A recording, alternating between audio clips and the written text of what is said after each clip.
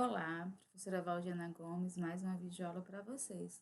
E a gente volta nesta videoaula com uma proposta de conteúdo novo para a nova avaliação que já já vocês irão fazer, nossa AP2.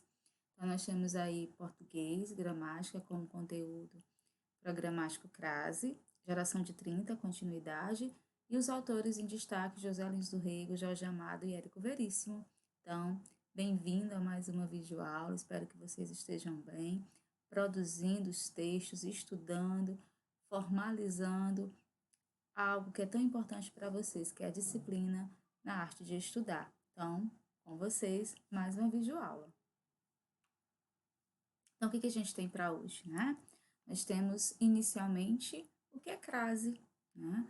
Então, você já em algum momento já se ouviu deparar com essa união do artigo feminino com a preposição a, com certos pronomes cuja letra inicial também é o a.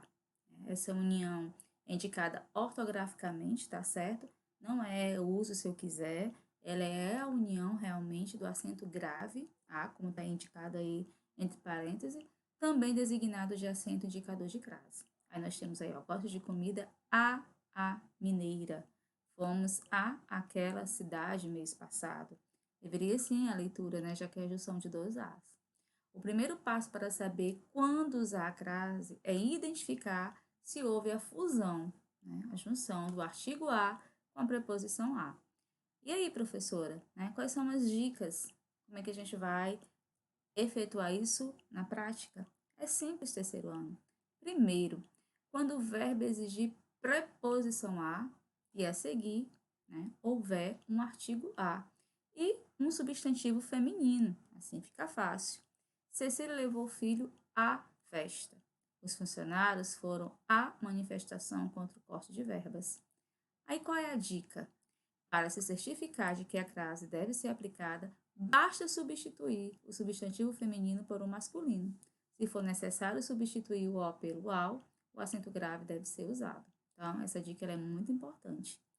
Se experimentarmos esse exercício com as frases acima, por exemplo, constatamos que o a passa ao ao. Cecília levou o filho ao shopping. Os funcionários foram ao protesto contra o corte de verbas. Então, a gente consolida, sim, o uso obrigatório da crase. Em expressões que indiquem hora, antes de locuções indicativas de hora, o acento grave deve ser utilizado. Exemplo, sempre, pessoal, preste atenção.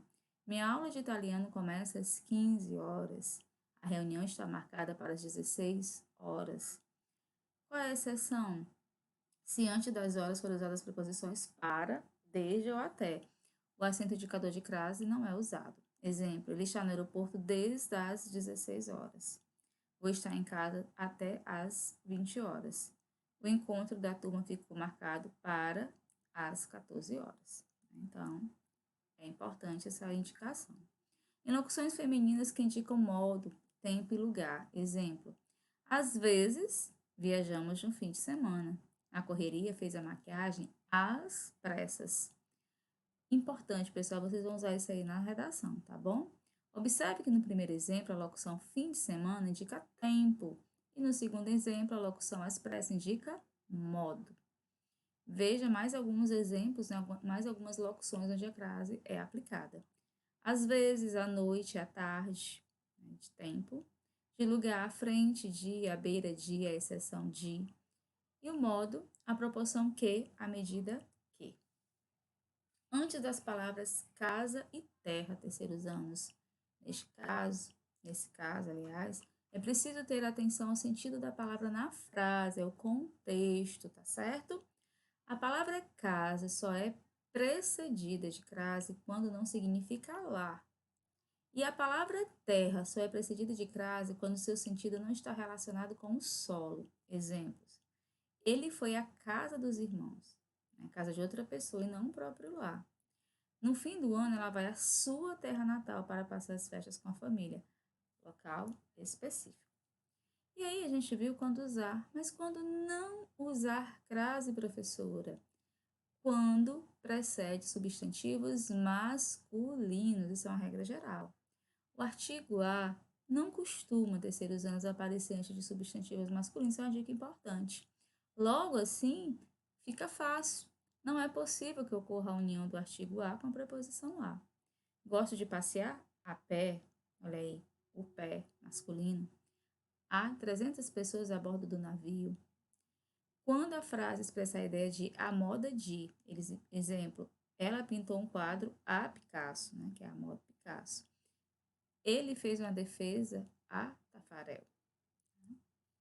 E aí, lá no Meet, teremos proposta de atividade. Você sabe que quando você participa do Meet e tem proposta de atividade, o que acontece? Ganha ponto extra. Mas isso é um benefício só de quem acompanha a aula no Meet, tá bom? Então, vamos agora para a literatura com a geração de 30. A geração de 30, correspondente à segunda fase do modernismo brasileiro, compreende o período de 1930 a 1945. Isso já foi dito na outra aula, sim, estamos aprofundando. Foi influenciada, portanto, por um contexto histórico marcado por conflitos sociais e políticos, né, como a Revolução de 30, a Era Vargas, Segunda Guerra Mundial, por obras comprometidas com o realismo, das questões sociopolíticas e pelo conflito espiritual de alguns de seus autores.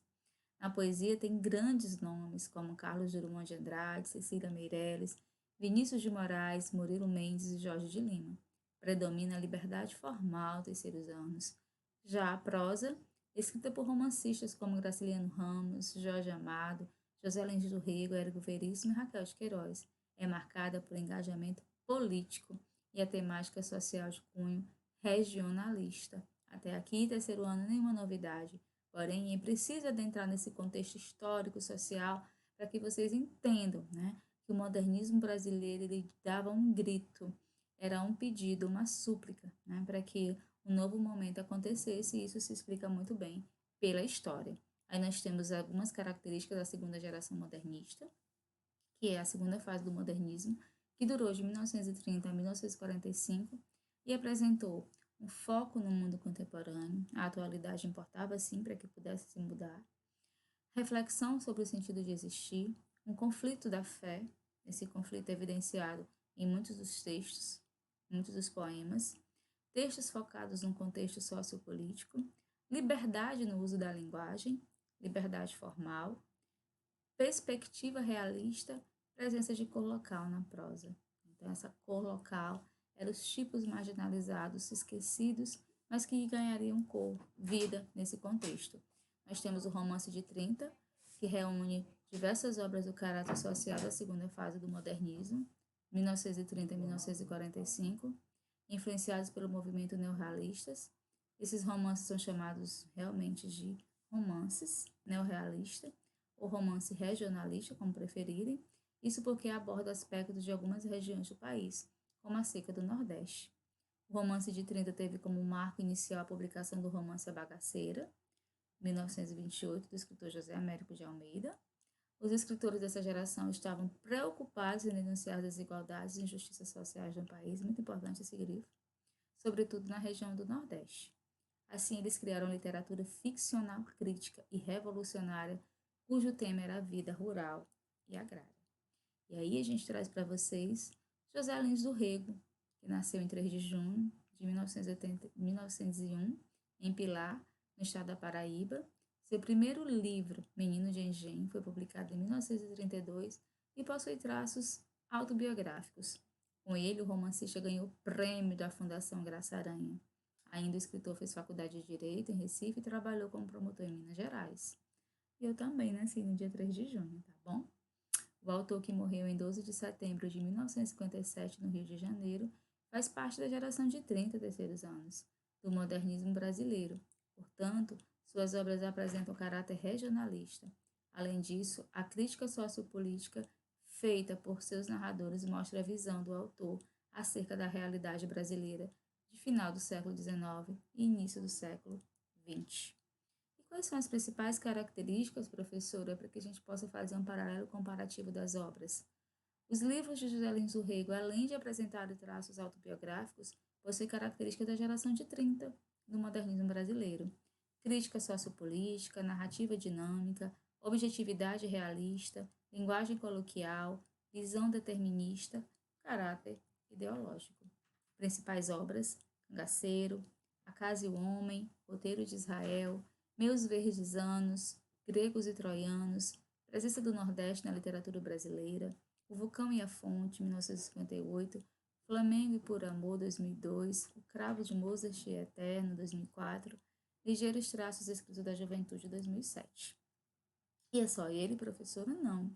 A gente também abre um paralelo para Jorge Amado, 1912-2001.